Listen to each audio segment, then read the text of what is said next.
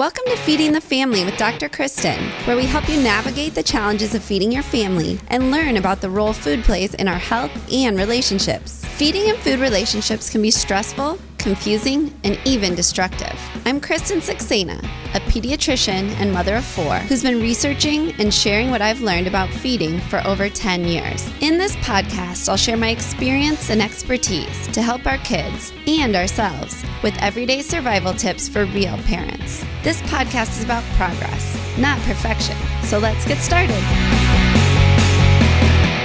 Welcome back to Feeding the Family with Dr. Kristin. I'm your host, Kristin Saxena. And on today's episode, we'll be addressing the question, is breastfeeding really best? I was motivated to look a little further into this topic as I've been doing some research and reading on it. And I also have realized that this is a question of a little bit hot debate.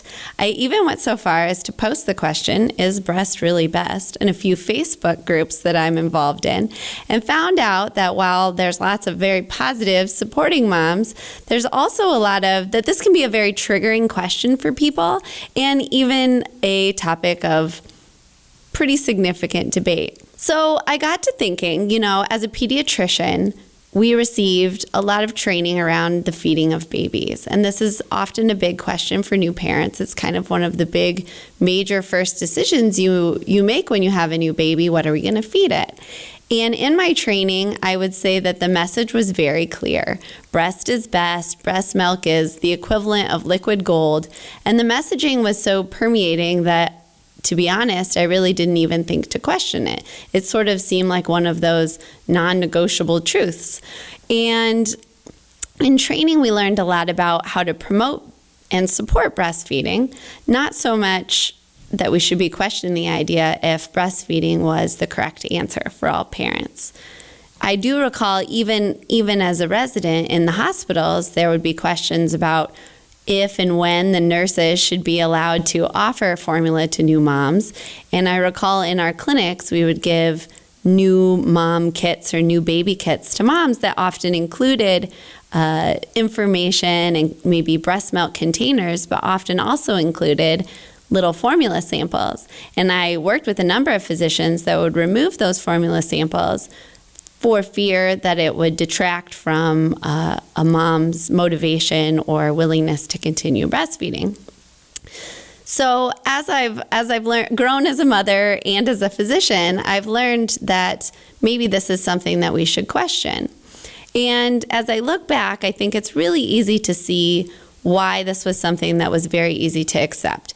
A quick online search about the benefits of breastfeeding, even from very reputable sources like the Cleveland Clinic, will give you a long list of benefits to baby, basically telling you that your baby will be healthier, have a stronger immune system, even going so far as to say that babies will do better in terms of development of the brain and improved IQ, and also talk a lot about benefits for mom, including reduced risk of cancers, but also losing that baby weight, improvements in rates of postpartum depression, and talking also about benefits like breastfeeding being less expensive, easier, and a free form of birth control.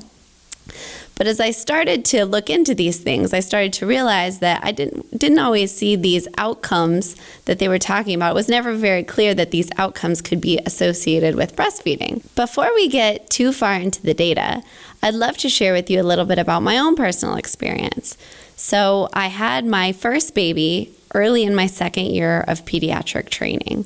I was armed with all of the information and all of the resources, and of course, being trained and taught that breast milk was liquid gold and this was absolutely the best thing I could do for my baby, I was confident that that's the choice that I was going to make. But of course, when my baby was born, I learned firsthand how difficult it can be for a new mom to start breastfeeding. I've said on previous episodes, the difficulty we had, in terms of just learning how to latch, bloody sore nipples. At one point, I was actually afraid of my newborn because it hurt so bad to feed him that every time he'd cry, I had real fear inside of me. And so that experience alone made me realize how difficult it can be for first-time moms. I felt like a failure. I felt like it wasn't going well. If I couldn't do this and I had all of the knowledge, how could anyone else be expected to do this? And of course, I know that that's not a universal experience. For some people, breastfeeding goes very well from day one. But in that particular instance, I was really struggling. And when I think back to those first days with my newborn, I just have this memory of sort of this sinking anxiety, fear, and like pain in my stomach because I was so anxious and stressed and basically feeling guilty that I couldn't do the most basic mom things, even though I knew all of the information you needed to know. Looking back, I also know that that wasn't the case, but it's a real shame that that's the way that I spent the first couple of weeks with my newborn, feeling bad about myself. Additionally, my firstborn had a soy or a milk protein intolerance, and so when I realized that, I also had to start changing the things that I ate. So I was, just to paint the picture, I was working full-time as a resident, sometimes upwards of 80 hours.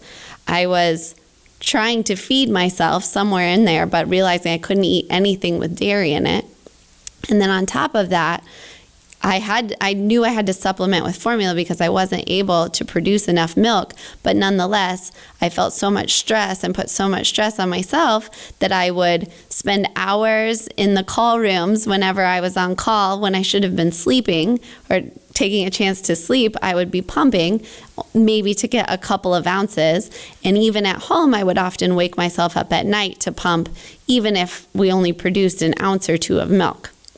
At the time, I just felt like it was so important, and I had hung my hat on that being so much, really like a measure of how well I was doing as a mother. Looking back, of course, I realized I probably would have been much better served to be taking better care of myself in terms of feeding myself well and sleeping, and wouldn't have been able to show up better as a happier, healthier mom for my child. Having that experience, though, where I really had no choice but to supplement with formula with him as he grew older and I became pregnant with my second child, the nice thing that it provided was that perspective to know that, yes, he had plenty of formula, and he, at that point, was a happy, intelligent, smart, thriving child. So when it came to my second child, I at least had that perspective to realize, I know that I can have a baby that gets plenty of formula and he will do quite well. Ironically then, breastfeeding went much better with my second child because I think I didn't have that stress anymore. I still wanted to do the breastfeeding, and I would say at that time I still did feel like that there were a lot of important benefits, but I had come to realize in my personal experience that this wasn't the end-all be-all of parenting, and I could certainly be raising a very healthy, happy, intelligent child even if they were receiving a lot of formula. And I would say having that experience reinforced itself between the 4 kids. If I had to note one thing, it certainly wasn't that I got any better at breastfeeding. The struggles were still hard, but I took that pressure off myself and allowed myself to take a little bit better care of myself. And if I had to say anything, I think that my experience in parenting my newborns and infants got better simply for the fact that I was allowed to give myself that support and options to know that these are both good feeding options.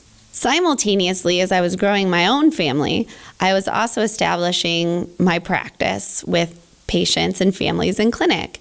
And I was noticing that time and time again, I was seeing the same scenario of these stressed out, exhausted, crying new moms who were worried or feeling bad about themselves because they were trying to breastfeed and breastfeeding wasn't going well. I would also get stories of some moms or parents who were trying to opt to add more formula, but were feeling pressure from other family members, sisters, friends, and feeling like they might be judged or shamed for feeding their baby formula. Through this experience, I started to really look at the idea that I wasn't noticing, even though breast milk had been touted as this perfect food for babies, that it had been touted as this liquid gold, I wasn't able to see specific outcomes that were better for the kids in my clinic or the kids in my home that had received more or less breast milk versus formula. And I started to get to thinking that maybe more had to do with what else was going on in the home. The kids I saw that were thriving and doing really well were the ones that were coming from homes with parents that were healthy and happy and well-adjusted themselves. So I could tell you from my personal experience, the mom I was those first days with my first newborn versus now, being able to give myself some grace, being able to realize that these parenting decisions oftentimes that we make, such as deciding breast milk or formula, or various other feeding options along the way, really, they really aren't the end-all, be-all of parenting. And a lot more has to do with the mindset and the approach that I'm taking in terms of my ability to be mindful and present and in the moment with my kids. I know that as I look back to those early days, I was not in the moment. I wasn't enjoying things. I know it wasn't good for me, and I imagine that having a happier, more present, more energetic, and well-fed and well-rested mother would have been the better thing for my child. And for me, fortunately, the more I was able to develop that mindset, the better we were able to do as a family unit. So then what to make of these claims, or what to make of this information that's out there about all the benefits of breastfeeding? And first of all, I want to make sure and mention, I'm talking really about breastfeeding in the United States and other developed countries. Not so much in other areas, less developed areas of the country where there may not be access to safe formula or clean, safe water to prepare formula. That's an entirely different discussion. But here, where we have easily available, ready, safe feeding options in terms of formula, I think that where that information or where that data has come from a lot of times are things that are associated with breastfeeding but are not necessarily caused by breastfeeding.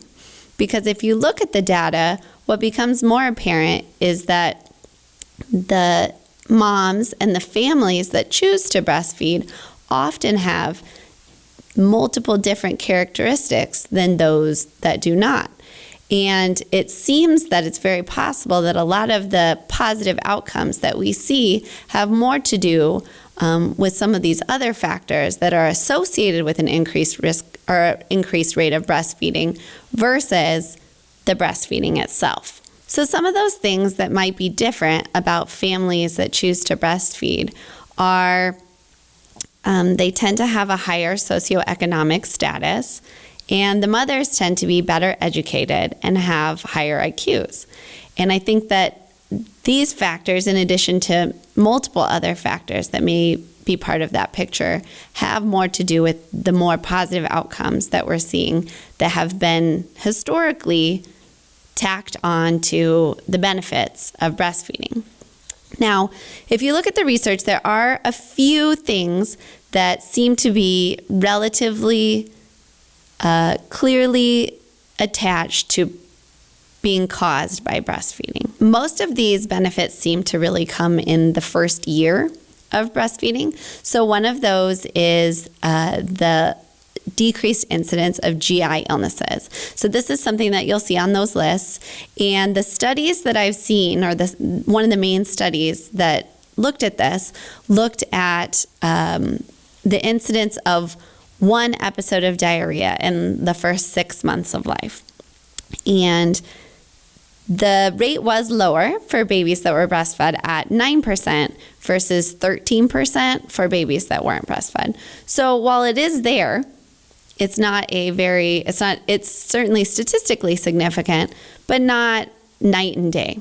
Another thing that has been shown pretty well to be associated with breastfeeding itself is a lower risk of eczema and skin rashes in babies, where we'll see at 3% of babies will have eczema or skin rashes for those breastfed babies, where it's 6% for formula-fed infants. Again, you could look at that as, it being 50% as likely that your baby's going to have eczema and rashes, but nonetheless, for all babies, we're still only talking about pretty small numbers, 3% versus 6%. There is one other area where I think it's worth noting, and this is in the instance of something called necrotizing enterocolitis. This is a very severe intestinal disease that we see generally in very preterm newborns, and that also is something that has been pretty significantly shown that introducing breast milk for those babies or using breast milk feedings for those babies seems to really be associated with better outcomes. Where the data really seems to trail off is in terms of the later outcomes. And I feel like the later outcomes, or these outcomes that we anticipate being the benefits of breastfeeding outside this newborn period, are probably what really stress parents out. If you said that you were doing all of this to maybe prevent a slight chance of a skin rash or one episode of diarrhea, that's not very motivating to keep on breastfeeding if it's not something you want to do. So looking at the data for later outcomes, specifically things like allergies, eczema, obesity in older kids, like are you going to have these things as you get older, that data is not that strong at all. And in fact, when you start to correct for other things, again, like what's mom's weight, what's her socioeconomic status, what's her education level, when you start to correct for those things, those benefits seem to go almost to zero in most studies. So there really hasn't been strong evidence that I can find that shows that there's significant benefits that are simply caused by breastfeeding. Another way to look at this is, even though they're few and far between, the best studies that we can often find, for example, with the claim that breastfeeding helps prevent obesity later in life, are what they'll call sibling studies. So they'll have studies where one sibling had been breastfed, another one had not, were their outcomes statistically different. And in almost all cases, that was not found to be the case. And so in those ways, you're really able to correct, again, for you assume these kids are really growing up in the same sort of family unit and parental environment. And when you see all those things drop away, it really suggests that breastfeeding was not the cause in and of itself for these benefits. So what about IQ? I feel like this is one that I heard a lot about and always was kind of told, or it was the understanding that breastfeeding would make your kids smarter. And I think this comes from the data will show that kids who are breastfed tend to have higher IQs. But again, this is another scenario where I don't think it's the breast milk that's really making them smarter. So there again, the correlation more closely lies with mom's education level and mom's IQ versus the actual act of breastfeeding. So this is just another example where it's very easy to draw out from some of these studies that maybe weren't very well performed or weren't very well organized, and say, well, here's all of these benefits that have been associated with breastfeeding. And while that is true, when you really look at the data, there's very, very few of them that seem to be actually caused by breastfeeding. And to me, that's a very, very important difference and something that I think new parents need to understand. Because your feeding choice does not change these other aspects of yourself, your genetics, your family unit. So what about the benefits for mom? Usually when you look up benefits of breastfeeding, you'll see the whole list of benefits for baby and the whole list of benefits for mom. I have seen these to be all over the place. And the truth is, I think that some of them will talk about the wonderful bonding experience, the calmness that can be created, how it can be less stressful and more convenient. And I think that all of those things can be true. For some women, it comes easy. For some women, they love it. At times, from my own personal experience, I can tell you, it can be very convenient. You don't have to mix any formula. You don't have to get any bottles. You can just feed the baby. On the flip side, it can be extremely inconvenient. I think anyone who's breastfed a baby has probably found themselves, stuffed in a corner somewhere or trying to feed a baby in a bathroom or in a closet under a hot blanket. It can be very uncomfortable and inconvenient. So I think those are the things that are sort of anecdotal and may be true for women who continue breastfeeding, in terms of they continue it because it's something that's working well for them. So again, I think this is something where they'll find people with long-term breastfeeding who breastfeed for longer periods of time tend to have less stress, and a better experience. But we're kind of putting the chicken before the egg, if that makes sense. Another claim they'll make is how breastfeeding can be less expensive and help you save money. And again, yes, that definitely can be true. In its purest form, breastfeeding really doesn't require any equipment. That said, for most modern breastfeeding moms, you end up with the nursing bra, the nursing tank, the nursing pads, the expensive pump, all of the breast milk storage containers, the fancy breastfeeding pillow, and in the end, most parents end up, even if they are breastfeeding, supplementing with formula. So at that point, you're kind of paying for both worlds in the sense that you may be paying for some formula in addition to all of the equipment and accessories that go with modern life breastfeeding. Not to mention that no one ever factors in the time, that how valuable is your time. So again, like I talked about, spending hours pumping when you're at work or when you could be sleeping, I think it's important to realize that people's time has value, and it's hard to put a measure on it, but it certainly isn't inexpensive. I've also heard of it talked about as free birth control, and that is definitely, while you're nursing, you are less likely to get pregnant. I would certainly not recommend that anybody who really doesn't want to get pregnant use that, because it's certainly not a reliable method of birth control. And so not really free in the sense that if you actually are trying to use it as birth control, it isn't reliable. If you really need birth control, I would certainly suggest another method. So what about losing that baby weight? So this is a very common thought process, and it makes sense. So if you look at the stats on breastfeeding, you can burn several hundred calories every day through breastfeeding, and that is science, and that's true. But a lot of moms will tell you it doesn't seem to correlate to this magic weight loss that everyone was expecting. And the reason behind that is kind of like with anything. Anybody who has breastfed a baby realizes that while certainly you are burning more calories, you are definitely more hungry. Your body knows what it's doing. And so for the most part, yes, you do burn more calories, but nursing moms do eat more calories. And when you look at the data, they have found that really over time, so at 3 months postpartum, weight loss for breastfeeding moms is usually similar to those who are formula feeding. And beyond that, it really is also not a statistical difference.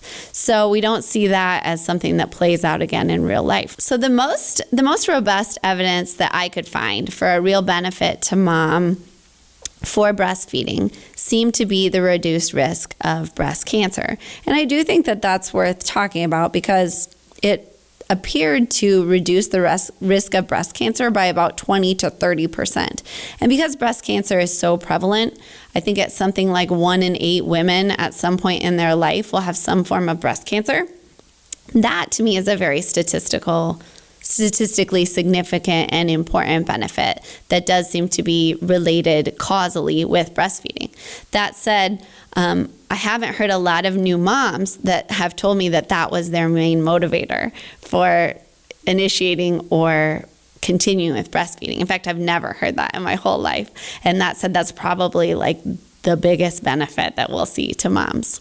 So just to recap, when you really look at the data, the significant benefits that we see for babies are almost all in the very early days and seems to be a very small reduction in the risk for eczema and rashes and GI illnesses like diarrhea. And for moms, the biggest benefit that we can really see from the data is this lowered risk of breast cancer. The takeaway from all of that I want you to have is certainly not that I am the anti-breastfeeding pediatrician. I promise you I am not. I breastfed every one of my children to some extent and formula fed each one of my children to some extent. And I think instead what I'd really like to do is to just kind of question the messaging that we're giving to new parents, both within the medical community and in society at large. This, like I had mentioned, if you just put out this question on Facebook, you will see that this is still something that causes a lot of stress and a lot of shame for new moms. And I just think that that's unnecessary and that we're actually doing a disservice to parents when we phrase it that way. The evidence does not suggest that the breast milk is this panacea of wonderful things that are going to happen for your baby. It won't necessarily make your baby a smarter, more healthy adult. And besides reducing some risk for breast cancer, it may not do too much to help mom either. That said, for many moms, this is a wonderful choice. It can work out in their lives. They enjoy it. They have a special experience with their baby. And by all means, I want to be supportive of that. But on the flip side, I think it's important to realize that formula feeding is a very good option in the sense that for a lot of moms, it really is what works best for their family. It works best for their baby. And knowing that that will help them to be more rested, more healthy, just more present in the lives of their children is really where we're going to see the benefits to kids and families. So as I learned the hard way, as dangerous as it can be to post about this on social media, I would love to hear what you have to say. Real moms in the trenches, what are your questions? What has been your experience? And how could that experience have been improved? Go ahead and post on our Facebook page with all your comments. We'd love to hear from you.